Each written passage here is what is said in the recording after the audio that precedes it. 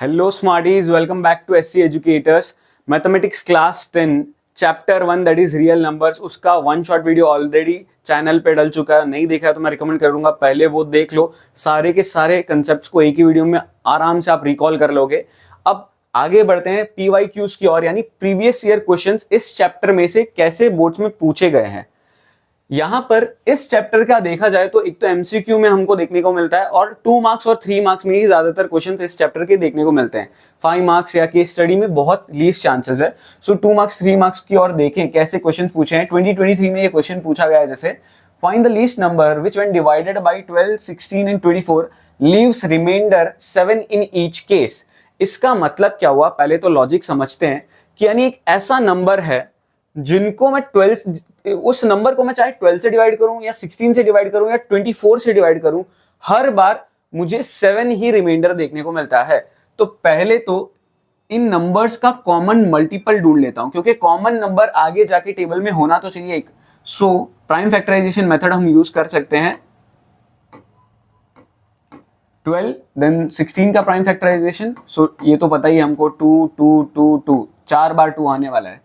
Then next 24, so 24 is 2 into 12 and then 12 के जो factors है यानी 2 2 3।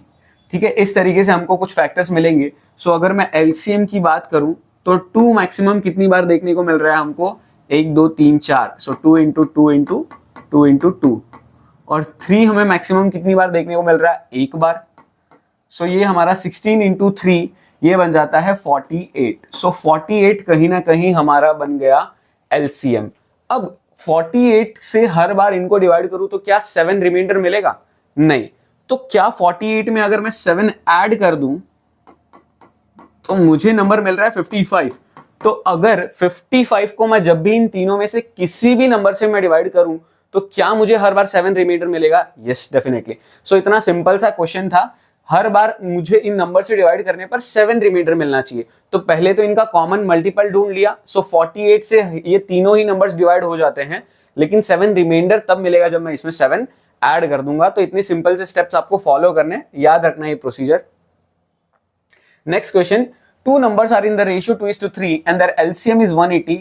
What is the HCF of these numbers? ठीक है, अब मान लेता हूं ये जो नंबर है 2x हमारा पहला नंबर और दूसरा नंबर है हमारा 3x। ठीक है, ये रेशियो में है तो कुछ इस तरीके से। अब LCM 180 है, 2x और 3x का LCM क्या होगा, सी इसके अगर मैं फैक्टर्स की बात करूं तो 2 into x, इसके फैक्टर्स की बात करूं तो 3 into x। LCM होता क्या है, सारे फैक्टर्स जो है उनको हमें कंसिडर करना है और कॉमन जो फैक्टर्स है उन्हें मैक्सिमम टाइम कंसिडर करना है। जैसे 2 एक फैक्टर है और मैक्सिमम एक ही बार है, 3 एक फैक्टर है एक ही बार है, और x भी एक कॉमन फैक्टर है लेकिन ये 2 बार नहीं है, दोनों में एक एक बार ही है। सो मैक्सिमम एक टाइम ही गिना जाता है। सो LCM हमारा निकल के आता है 6x। तो 6x जो है LCM जो है उसकी वैल्यू दी हुई है यहां पर 180 मिला। अब 6 से अगर मैं डिवाइड कर दूं तो मुझे क्या मिलेगा यहां पर 30। ठीक है, ये मिल गया 30। अब ध्यान से देखा जाए तो इन दोनों में HCF है क्या, कॉमन चीज क्या है, क्या 2 कॉमन है दोनों में, नहीं। 3 है, नहीं, सिर्फ x कॉमन है। सो हमारा x हमें ढूंढना था क्योंकि हमें HCF ढूंढने के लिए बोला है। सो x की वैल्यू 30 मिली हुई है तो HCF हमारा कितना हो गया, 30। आई hope this logic is very clear. बहुत सिंपल है, कॉम्प्लिकेटेड बच्चों को लगता है लेकिन ये बहुत आसान सा है, इस तरीके से आपको सॉल्व करना है। x ढूंढना था और x ही हमारा HCF है क्योंकि वो दोनों में कॉमन है। Next, explain why this and this are composite number. क्यों ये कॉम्पोजिट नंबर है इसकी अगर मैं बात करूं तो 5 कॉमन निकल जाएगा, अंदर बचेगा 2 into 3 प्लस ये जो 5 निकला है उसका बचेगा 1। सो 5 into this is 6 + 1 7, so this is 35। और 35 के 2 फैक्टर्स है 5, या फिर हम चाहे तो यहीं पे भी छोड़ सकते हैं, ये बिल्कुल सही ही होगा 5 into 7। और सेम तरीके से इसको भी हमें सॉल्व करना है। 5 और 7 दोनों ही कॉमन निकल रहा है, दैट इज 5 into 7, और अंदर बचेगा 11 + 1। सो यहाँ पे 5 into 7 into 12। सो अगेन यहाँ पर भी मल्टीपल फैक्टर्स है, इवन 12 को भी हम आगे जाके डिस्ट्रीब्यूट कर सकते हैं 5 into 7 into 2 का पावर 2 into 3, इस तरीके से। और स्टेटमेंट लिख देंगे हियर देर आर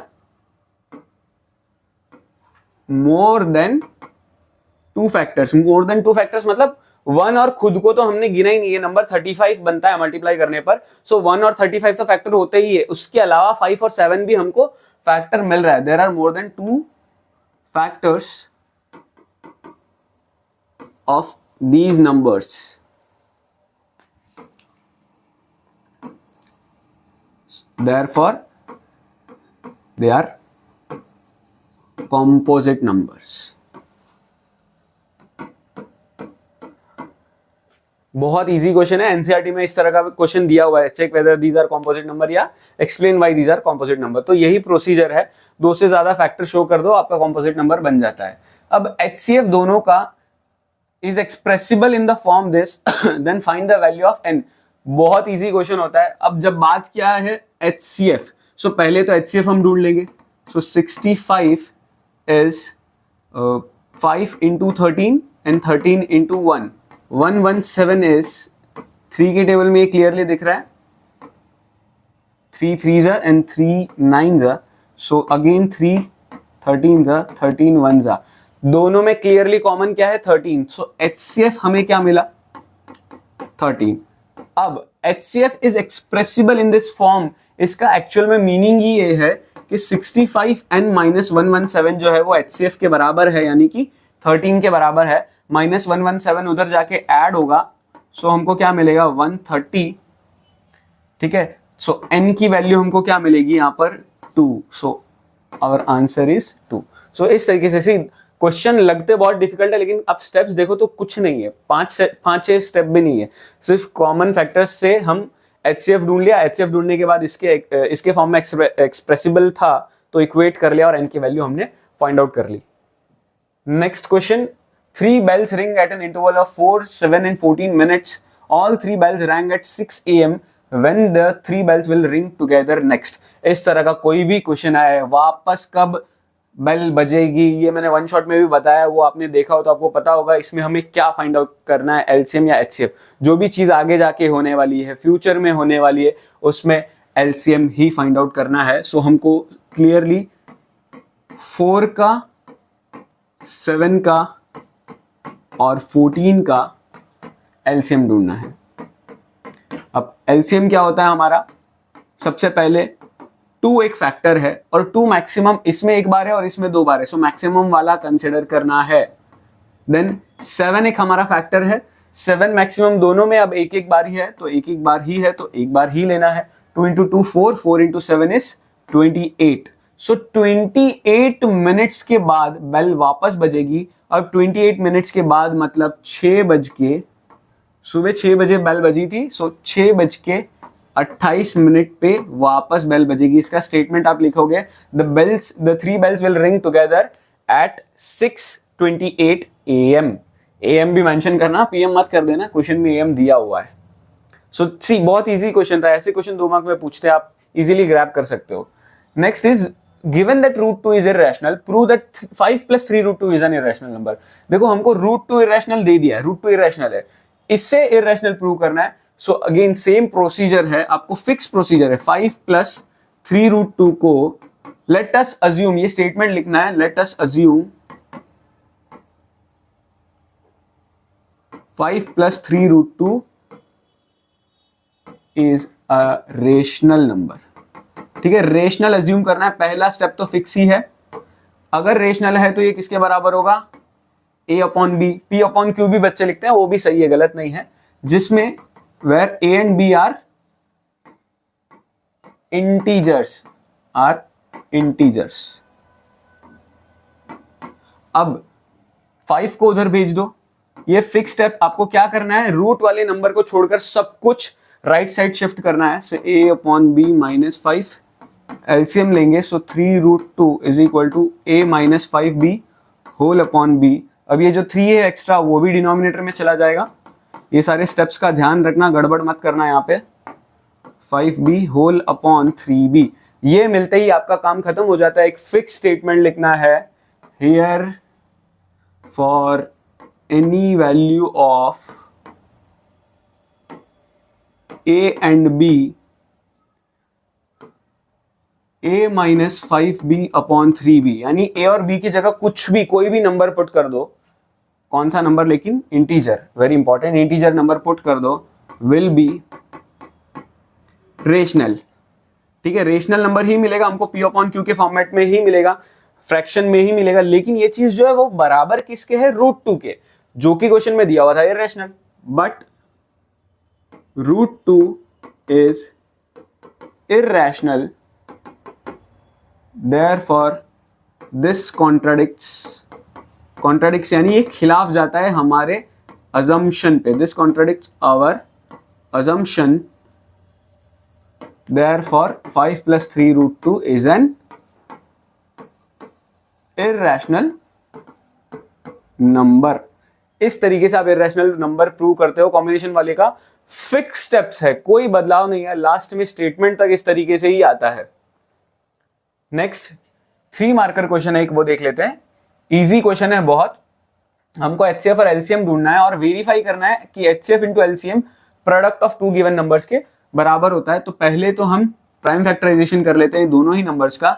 सो 2 से क्लियरली कट हो रहा है, ये डिवाइड हो रहा है, अगेन 2 से 101।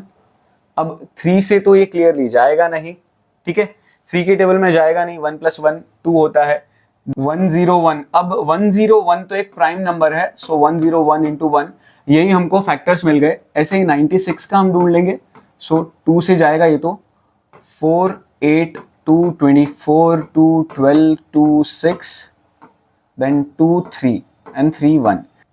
सो यहाँ पर ये प्राइम फैक्टराइजेशन मिल गया 96 का भी। अब HCF अगर देखें तो बहुत इजी, दोनों में कॉमन क्या दिख रहा है, एक 2 और एक और 2, 2 2 हमें कॉमन दिख रहा है। सो यहाँ पर दोनों 2 को अगर हम मल्टीप्लाई करते हैं तो हमको क्या मिलता है, सिंपली 4। सो HCF तो मिल गया 4। LCM की अगर बात करूं तो सबसे पहले 2 देखते हैं, 2 कॉमन है, 2 लेकिन मैक्सिमम 5 बार है, तो हमको ये 5 बार वाला लेना पड़ेगा। अगला नंबर 3 मैक्सिमम एक ही बार है, अगला नंबर 101 वो भी एक ही बार है। इन सबको हमको मल्टीप्लाई करना पड़ेगा। अब 2 पावर 5 इज 32, 32 × 3 इज 96, सो 101 × 96 हमको करना पड़ेगा। सो 101 से मल्टीप्लाई करना इज वेरी इजी, 100 से मल्टीप्लाई कर दो तो 9600, और 96 × 1 इज 96, इन दोनों को ऐड कर दो तो क्या मिला हमें, 9696। सी 101 से मल्टीप्लाई करना बहुत आसान था, लगता है बड़ा नंबर। नेक्स्ट हमको वेरीफाई करना है कि LCM × HCF जो है वो दोनों नंबर्स के बराबर होता है, दैट इज हमारा A × B, यानी कि अगेन 9696 जो है 4 से मल्टीप्लाई करने पर 404 और 96 के मल्टीप्लिकेशन के बराबर हमको मिलता है, ऐसा वेरीफाई करना है। तो सी बहुत इजी सी ट्रिक बता रहा हूं, आपको सिर्फ एक साइड ही मल्टीप्लाई करना है, दूसरी साइड मल्टीप्लाई नहीं करना, लेकिन एक साइड आपका मल्टीप्लिकेशन बहुत कॉन्फिडेंट होना चाहिए, बहुत 100% श्योरिटी वाला वैल्यू होना चाहिए। सो 9696 को अगर मैं 4 से मल्टीप्लाई करता हूं तो क्या मिलता है,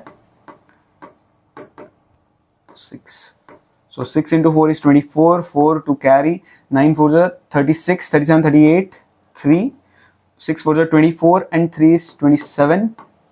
So 9 4s are 36, 37, 38. So हमको मिलता है 38784, ठीक है। सो इस साइड भी हम क्लियरली लिख लेंगे 38784। अगर आपके पास टाइम बच रहा है तो इस साइड का भी मल्टीप्लिकेशन करके देख लो, डिट्टो सेम मिल रहा है ना। अगर कुछ अलग मिल रहा है तो दोनों में से एक जगह गड़बड़ हो सकती है, या दोनों ही जगह मल्टीप्लिकेशन गलत हो, ऐसा भी हो सकता है। सो इजीली इस तरीके से हम 3 मार्क ग्रैब करेंगे। Next is an army contingent of 768 soldiers is to march behind an army band of 36 members in Republic Day parade. The two groups are to be marched in a same number of columns. What is the maximum number of columns they can march? अब देखो, कभी भी इस तरह का question आए जिसमें समझ में ना आए कि एलसीएम ढूंढना है, एचसीएफ ढूंढना है, इस क्वेश्चन में ध्यान से समझो, कॉलम्स बन रहे हैं, क्या कॉलम्स नंबर ऑफ सोल्जर्स से ज्यादा हो सकते हैं? Definitely not. सो यहां पर आप समझ जाना, जब भी वैल्यू गिवन वैल्यू से छोटी ढूंढनी है, छोटी ढूंढनी है तो यहां पर हमारा HCF ही आएगा। पहले प्राइम फैक्टराइजेशन कर लेते हैं। 678 का 2 से अगर हम डिवाइड करते हैं तो 339, अगेन अब 3 से डिवाइड होगा तो 113। अब ये 113 प्राइम फैक्टर है, प्राइम नंबर है, सो 113 × 1। देन नेक्स्ट नंबर हमारा क्या है, 36, so 36, so 2 into 18, 2 into 9, 3 into 3, 3 into 1. So clearly अगर मैं HCF की बात करूं तो मुझे एक 2 कॉमन दिख रहा है और एक ही 3 कॉमन दिख रहा है, तो आंसर मिलता है 6. तो बेसिकली 6 कॉलम्स बनेंगी और उन 6 के 6 कॉलम्स में equal number of soldiers distribute होंगे. I hope this question is very easy. Next, on a morning walk 3 persons steps off together and their steps are measure मतलब so and so. What is the minimum distance each should walk so that each can cover same distance in complete steps? ठीक है, same यानी minimum distance कितना होगा कि तीनों एक साथ पहुंचेंगे, वैसा कुछ. सो इस तरह के क्वेश्चन में भी सिंपली आपको एलसीएम ढूंढना है क्योंकि ये स्टेप्स आगे जाके डिस्टेंस कवर करेंगे. सो फ्यूचर में कोई भी चीज हो तो एलसीएम. सो 40 का prime factorisation 2, 20, 2, 10, 2, 5, then 5, 1. Next is 42. So 2 into 21, 3 into 7 and 7 into 1. Lastly 45. So 3 से जाएगा ये, 3 into 15, 3 into 5 and 5 into 1. Clearly हमको एलसीएम क्या मिलेगा? 2 सबसे पहले देख लेते हैं. मैक्सिमम 3 बार है, सो 2 पावर 3. 3 मैक्सिमम 2 बार है एंड 5 मैक्सिमम 1 बार है एंड 7 1 बार है. सो इन सबका मल्टीप्लीकेशन करने पर आपको वो डिस्टेंस मिल जाएगा, उतना सेंटीमीटर कन्वर्ट कर सकते हो मीटर में, जिसके बाद उनका सेम डिस्टेंस कवर हो रहा होगा. कमेंट बॉक्स में मेरे को बताओ इसका एलसीएम कितना आएगा मल्टीप्लीकेशन करने पर. Next, a sweet shopkeeper prepares 396 gulab jamuns, 342 rasgulla. He packs them into containers. Each container consists of either gulab jamun or rasgulla but have equal number of pieces. Find the number of pieces he should put in each box so that the number of boxes are least. बहुत easy है. देखो least पढ़ के ना एक बार दिमाग में आ सकता है लीस्ट कॉमन मल्टीपल, एलसीएम ढूंढना पड़ेगा. नहीं, कॉमन सेंस की बात है. मिठाइयां डब्बे में जो क्वांटिटी दी है उससे कम होगी ना, डब्बे में तो इनसे कम क्वांटिटी होगी. सो इनसे कम क्वांटिटी मतलब कम ढूंढना, मतलब HCF क्लियरली. सो क्या होगा इसका मतलब HCF, पहले प्राइम फैक्टराइजेशन कर लेते हैं. सो यहाँ पे 396 है तो 2 से जाएगा ये, 2 1 जा 19, सो 9 जा 18, 16 8 जा अगेन 2 9 9 3 3 3 3 11 एंड 11 1. नेक्स्ट, रसगुल्ले कितने हैं? 342. सो अगेन ये भी 2 से जाएगा क्योंकि लास्ट डिजिट इवन नंबर है. सो 171. अब 171 ये 3 से जाएगा. 3 into 5 15, 21, 21 is 7 जा. देन अगेन 3 से जाएगा, 1 जा 27 is 9 जा एंड 19 into 1. अब अगर मैं HCF ढूंढूं तो दोनों में क्लियरली कॉमन एक ही 2 है लेकिन 2 3 कॉमन है. सो 3 into 3 is 9, 9 2 is 18. इसका मतलब क्या हुआ? 18 मिठाइयों का बॉक्स बनेगा, यानी 18 गुलाब जामुन एक डब्बे में या 18 रसगुल्ले एक डब्बे में, तो इक्वल नंबर ऑफ मिठाई हर एक डब्बे में होगी. Find the number of pieces. Number of pieces ही पूछा है. नंबर ऑफ बॉक्सेस अगर पूछा होता ना तो ये क्वेश्चन एक स्टेप और आगे जाता, यानी 396 डिवाइड बाई 18 करते तो हमको मिलता 18 2 36, बचा 3 36 2 तो 22 डब्बे होते गुलाब जामुन के. आई होप समझ में आया होगा. एक डब्बे में 18 पीस तो 22 डब्बों में ये पूरा आएगा. और रसगुल्ले के कितने डब्बे होते? 342 divide by 18. So basically 19 boxes जो है वो रसगुल्ले के होते. इस तरीके से ये स्टेप एक्स्ट्रा करना पड़ता अगर क्वेश्चन में पूछा होता तो. Next, find the largest possible positive integer that divides this. अब ये डिवाइड नहीं हो रहे, इनसे एक नंबर डिवाइड होगा जो रिमाइंडर ये दे रहा है. तो पहले तो इस तरह के क्वेश्चन में जिसमें इससे कोई नंबर डिवाइड हो रहा है वो हमको ढूंढना है. तो पहले ये सब्ट्रैक्शन कर लो, यानी 5 सब्ट्रैक्ट कर दूं तो मिलेगा 120. 6 सब्ट्रैक्ट कर दूं तो यहाँ पे 2 4 156 और यहाँ पर 7 सब्ट्रैक्ट कर दूं तो मिलेगा 252. ये 3 नंबर्स ऐसे हैं जिनमें कॉमन नंबर है. अब कॉमन नंबर छोटा जो डिवाइड करना है, अब डिवाइड जो करना है वो इनसे तो छोटा ही होगा, इनसे छोटा नंबर ढूंढना है, मतलब HCF. सो 120 का 262, 32, 15, 3, 5 and 5, 1. Second number is 156. So 2, 7, 8, 2, 3, 9, 3, 13, 13, 1. Last 252, 2, 1, 2, 6. ठीक है, so 2, 6, 3, then 3, 2, 1, 3, 7 and 7, 1. अब क्लियरली देखूं तो तीनों में कॉमन क्या है, हमारा HCF कितना निकल के आता है, एक तो है ही, दो भी है, सो 2 into 2, 3 तो नहीं है लेकिन 3, एक तो सभी में है, सो 2 to 4, 4 3 12. सो 12 को अगर मैं 125 से डिवाइड करूं, ठीक है, तो हमको 5 रिमाइंडर मिलेगा. 12 को 162 से डिवाइड करूं तो 6 रिमाइंडर मिलेगा, और 12 को 259 से डिवाइड करूं तो हमको 7 रिमाइंडर मिलेगा. चाहो तो करके देख सकते हो. इस तरीके से हमको करना है. ये HCF कैसे पता चला, क्यों LCM नहीं ढूंढना है, जबकि पहले हमने LCM ढूंढा था. तो क्वेश्चन में largest possible integer that divides this मतलब इनसे किसी चीज को डिवाइड करना है, इनको किसी चीज से डिवाइड नहीं करना है. ये क्वेश्चन में मीनिंग समझना बहुत जरूरी है. Next, in a teacher's workshop, the number of teachers teaching French, Hindi and English are so and so. Find the minimum number of rooms. अब rooms in teachers से तो कम ही होंगे. So number of rooms अगर इनसे कम है तो हमको सीधी सी बात है HCF तो सिनेरियो में आएगा ही आएगा. Next, find the minimum number of rooms required if in each room the same number of teachers are seated and all of them are of the same subject. So सबसे पहले 48, 2, 24, 2, 12, 2, 6, 2, 3 and 3, 1. ठीक है. Next is 80. So 2, 40, 2, 20, 2, 10, 2, 5 and 5, 1. And lastly 144. So 2, 72, 2, 36, 2, 18, 2, 9, 3, 3, 3, 1. ये तीनों का prime factorisation हो गया. अब अगर मैं HCF ढूंढता हूं तो HCF ढूंढने पर मिलेगा क्या, क्या नंबर ऑफ रूम्स मिल जाएंगे, नहीं. तो ध्यान से समझना, पहले तो तीनों में 1, 2, 3, 1 2 तो है ही, 2 2 भी है, 3 2 भी है और 4 2 भी है. ठीक है ना. सो 2 पावर 4 तो कॉमन है ही है क्या, लेकिन तीनों में 3 है नहीं, तीनों में 5 है नहीं. सो 2 पावर 4 ही हमारा आंसर आएगा विच इज 16. इसका मतलब क्या हुआ वो समझना, हर एक कमरे में 16 टीचर्स है, 16 कमरे नहीं है. जबकि क्वेश्चन में पूछा है find the minimum number of rooms. तो रूम्स कैसे पता चलेगा, 48 ये तो हमारी सबसे पहले हो गई हमारी फ्रेंच की teachers. So 48 divide by 16 is 3. 3 कमरे तो लगेंगे फ्रेंच की टीचर्स को. Then Hindi, so 80 divide by 16 it will be 5 कमरे लग जाएंगे हमारी हिंदी की टीचर्स को. And lastly English, 144 divide by 16 which is 9. So 9 कमरे लग जाएंगे इंग्लिश की टीचर्स को. सो टोटल रूम्स कितने लगने वाले हैं,